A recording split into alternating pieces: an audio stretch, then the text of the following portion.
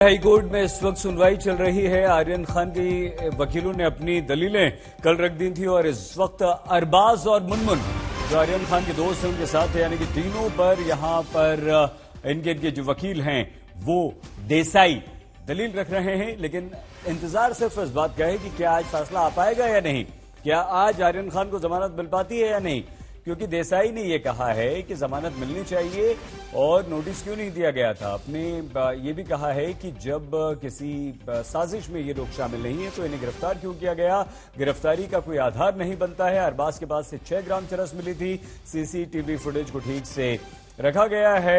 आइए सीधे अरविंद ओझा के पास ले चलते हैं। क्या जानकारी अरविंद, क्या चल रहा है अंदर अभी? जी देखिए, अमित देसाई जो है वो अरबाज जो है उसका पक्ष रख रहे हैं, जो आरोपी नंबर 2 है। और उनका कहना है, अदालत में उन्होंने कहा है कि हमारा अरबाज मर्चेंट है उसके पास से नारकोटिक्स कंट्रोल ब्यूरो की टीम का कहना है कि 6 ग्राम चरस बरामद हुई है। तो क्या सीसीटीवी को सुरक्षित रखा गया था, क्या सीसीटीवी में इस तरह की चीजें कैद हुई हैं? तो वो सिरे से इस बात को भी खारिज कर रहे हैं कि हमारे जो अरबाज मर्चेंट है उसके पास से कोई चरस बरामद नहीं है। तो कुल मिलाकर बात की जाए, जो अरबाज की तरफ से मजबूती से अमित देसाई अपना पक्ष रख रहे हैं और लगातार एक के बाद जो नारकोटिक्स कंट्रोल ब्यूरो का आरोप है उसको काउंटर कर रहे हैं। फिलहाल जो अगर बात करें तो आर्यन का पक्ष पूरा हो चुका है। अरबाज मर्चेंट की तरफ से अमित देसाई अदालत के सामने अपनी दलीलें रख रहे हैं लगातार। जो अभी तक आर्यन की तरफ से दलीलें रखी गई हैं और आर्यन की लगातार जो जमानत खारिज हो रही है, क्या लगता है अरविंद, अब किस बात की संभावना? जी देखिए मैं पहले बताऊं कि जो पंचनामा है, मौका वारदात पर जो पंचनामा लिया गया था, नारकोटिक्स कंट्रोल ब्यूरो ने बनाया था, उसको भी अब अमित देसाई पढ़ रहे हैं और उसके बाद उस पर एक के बाद एक काउंटर कर रहे हैं। जहां तक बात की, देखिए जो सेशन कोर्ट में डिफेंस लॉयर ने अपनी बातें रखी थी और एक के बाद एक नारकोटिक्स कंट्रोल ब्यूरो के आरोपों का काउंटर किया था।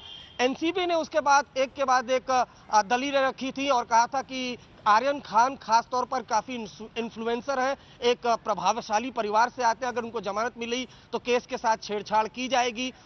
वो दलील पूरी हो चुकी है इस बार, हालांकि पूरे जोर से वो काउंटर किया हाई कोर्ट में आर्यन के वकील ने।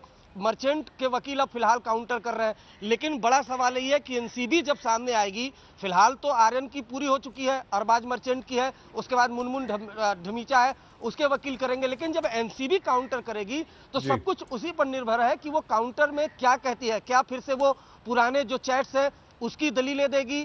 क्या जो एनडीपीएस एक्ट 29 का एक्ट लगाया गया है जिसमें कॉन्स्पिरेसी की बात की जा रही है कि किस तरीके से क्रूज ड्रग्स पार्टी में सभी एक साथ पहुंचे थे, किस तरह से वहां पर ड्रग्स कंज्यूम की जा रही थी, किस तरह से ड्रग्स खरीद फरोख्त की गई, इस पूरे मामले में किस तरीके से एनसीबी दलील रखती है, सही निगाहें उसी पर है। अगर वो दलील सुनी जाए उसके बाद ही कुछ कहा जा सकता है। हालांकि आर्यन के जो वकील है उन्होंने मजबूत तरीके से अपना पक्ष तो रख दिया है और कहा है कि पूरा केस जो है वही इलीगल है, गलत तरीके से आर्यन को अरेस्ट किया गया है।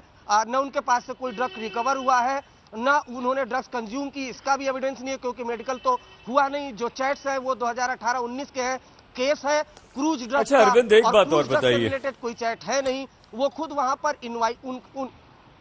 अरविंद, क्योंकि आप एनसीबी दफ्तर के बाहर इस वक्त मौजूद हैं और जिस तरह से समीर वानखेड़े पर सवाल उठे हैं, जिस तरह से गवाहों ने कोरे कागज पर दस्तखत और पैसों के लेन देन 25 करोड़ 18 करोड़ 8 करोड़ समीर वानखेड़े, ये जो इतनी सारी बातें सामने आ गई हैं, क्या ये सब इस केस पे असर डालेंगी, जमानत पर असर डालेंगी?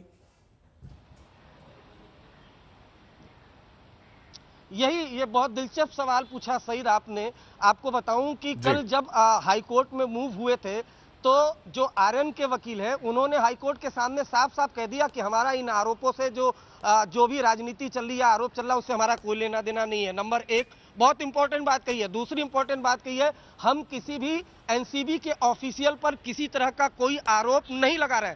तो पूरी तरीके से टीम आर्यन ने इन चीजों से किनारा कर लिया था। लेकिन एनसीबी के ऊपर और समीर वानखेड़े के ऊपर जो आरोप लगाए थे हाल फिलहाल में लगे हैं, उसको हथियार बनाया, उसको कंटेंट बनाकर वो पलटवार किया हाई कोर्ट में। यही दिलचस्प पहलू है जो आपने पूछा, ये बहुत अच्छा सवाल था और इसीलिए वजह से एनसीबी के जो दलील है उसका सभी को इंतजार है कि क्या वो इन बातों को रखते हैं। लेकिन कल एक अलग से हलफनामा दिया गया था एनसीबी की तरफ से और उसमें कहा गया था कि जो शाहरुख खान की मैनेजर है पूजा ददलानी, वो इस केस को पूरी तरह से इन्फ्लुएंस करने की कोशिश कर रही है। इसी वजह से बहुत दिलचस्प हो जाता है एनसीबी का आर्गुमेंट, जिसका सभी को इंतजार है कि क्या जो आपने सवाल पूछा क्या वो अदालत के सामने रखती है कि लगातार एनसीबी ये दावा कर रही है कि गवाहों को इन्फ्लुएंस किया जा रहा है, विटनेस को हॉस्टाइल करने की कोशिश की जा रही है, जो केस है उसको डिरेल करने की कोशिश की जा रही है।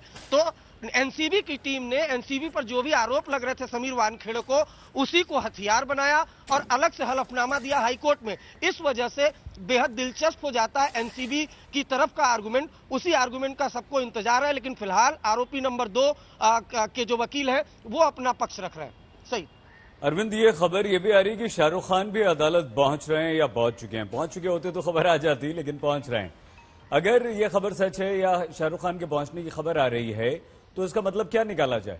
क्योंकि अभी तक तो वो गए नहीं, ना सेशन कोर्ट पे गए ना दूसरी अदालत में गए। जी देखिए, बताइए।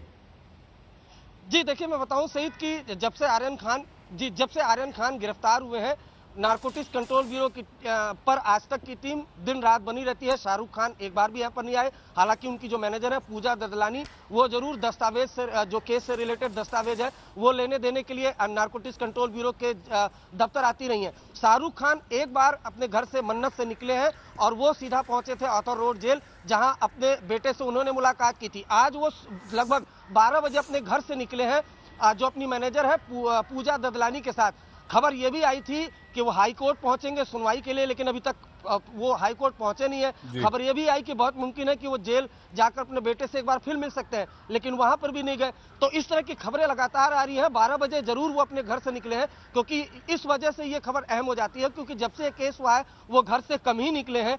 एक बार निकले हैं और सीधा ऑथर रोड जेल गए। अब ये देखना है कि 12 बजे वो निकले हैं तो क्या इस केस की रणनीति बनाने के लिए अपने बेटे की लड़ाई नए तरीके से जंग जो लड़ी जाए उसके लिए वो निकले हैं, या फिर वो हाई कोर्ट पहुंचेंगे। इसी का सभी को इंतजार है, लेकिन फिलहाल तक जहां तक हमारे पास खबर है अभी तक वो हाई कोर्ट नहीं पहुंचे हैं। सही ठीक है, आप बने रहिए हमारे साथ। अपडेट जल्दी से हम दे देते हैं और वो अपडेट ये है कि आर्यन खान की तरफ से हाईकोर्ट में पूर्व अटॉर्नी जनरल मुकुल रोहतगी कल अपनी दलीलें पेश कर चुके हैं और इस समय जो 2 और साथी हैं आर्यन खान के, यानी कि अरबाज और मुनमुन, उनके वकील जो हैं देसाई, वो उनकी तरफ से दलीलें रख रहे हैं।